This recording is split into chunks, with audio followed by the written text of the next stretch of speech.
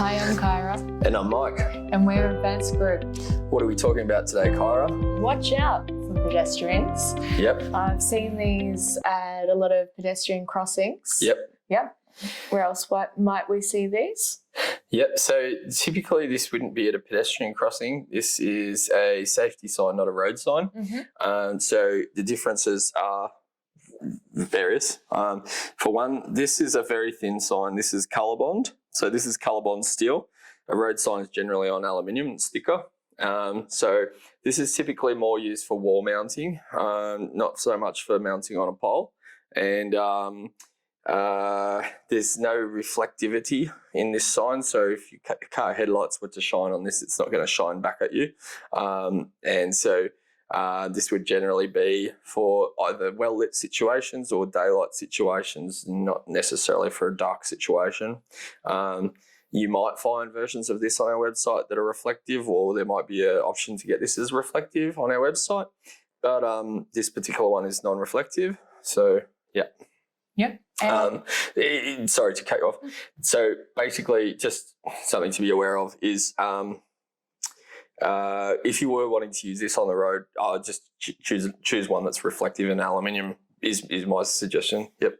Is that an industry standard or just a recommendation? So it's very rare that people would use this out and about on a public road. I have seen them. People do ask for them. It's not typical. Just there are people who do not just create the rules, but also design roads. And within the design of the roads is the safety aspect of the designing of the roads. Now, if there was something that was specifically unusual, abnormal, or if there'd been previous problems with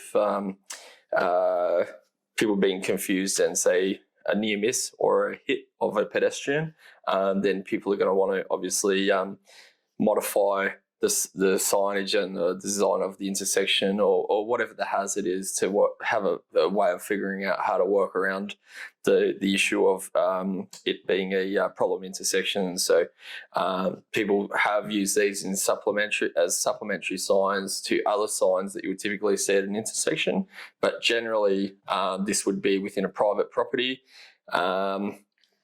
Entrance or exit to a car park is where you most commonly see it.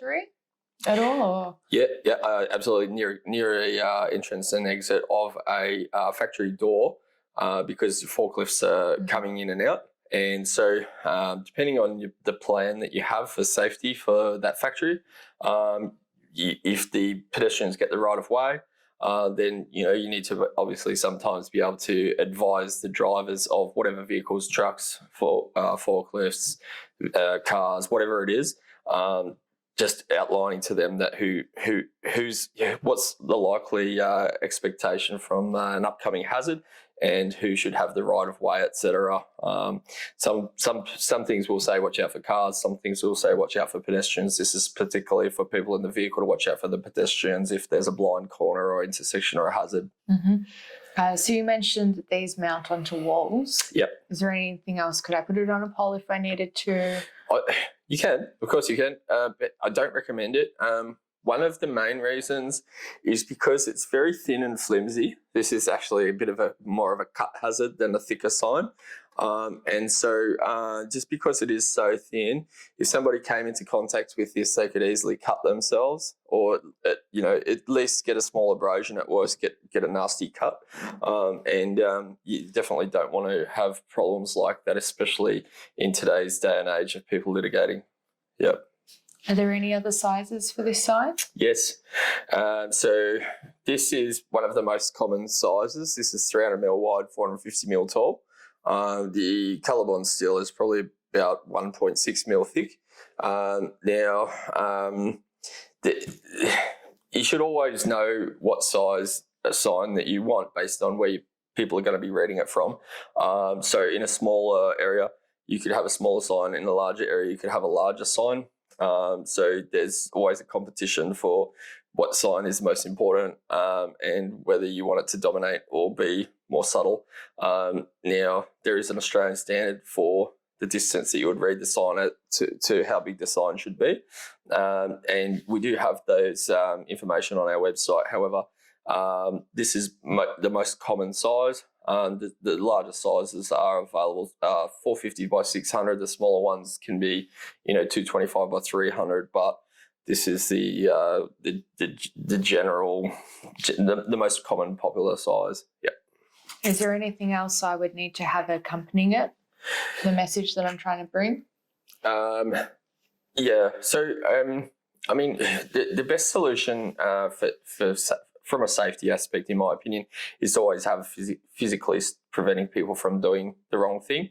Sometimes that's not possible. But yeah, if you have things like pedestrian crossing bars painted on the ground, speed limits painted on the ground, flashing lights, a solution to physically separate by barriers to separate pedestrians from vehicles, forklifts, etc., then those are always going to be the best solutions. However, if you aren't able to do any of those or all of those things, and you still got to combine people with cars, then you can use a sign like this. Wherever there is a danger of a blind intersection, you might need something like a convex mirror, so the car and the pedestrian can both have that equal responsibility of looking in the mirror to see that there's nobody sort of barreling through that they could potentially come into contact with. There's many solutions. A sign would be the bare minimum. Yep. Yeah, awesome. Yep. Any other questions? Installation. Installation. We spoke about Wall how it mount. can go on the wall. Yeah.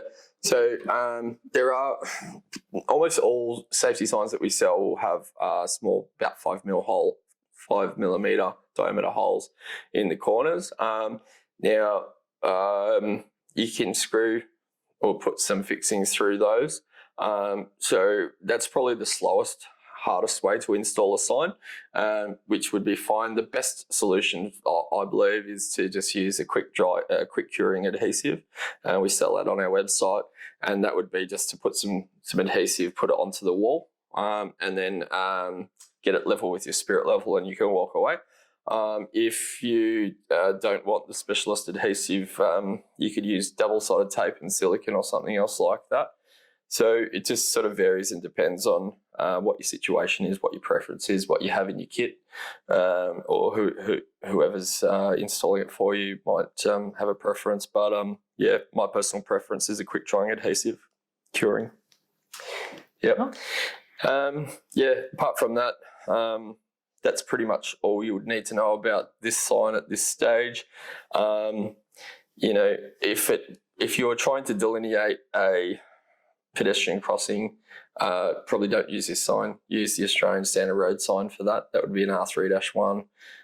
This is just a safety sign, so don't confuse the two. That's about it. So thanks for watching. You can buy this online from www.advancedgroup.com.au, and if you want to see more videos like this, you can hit the subscribe button. Thanks. Thank you.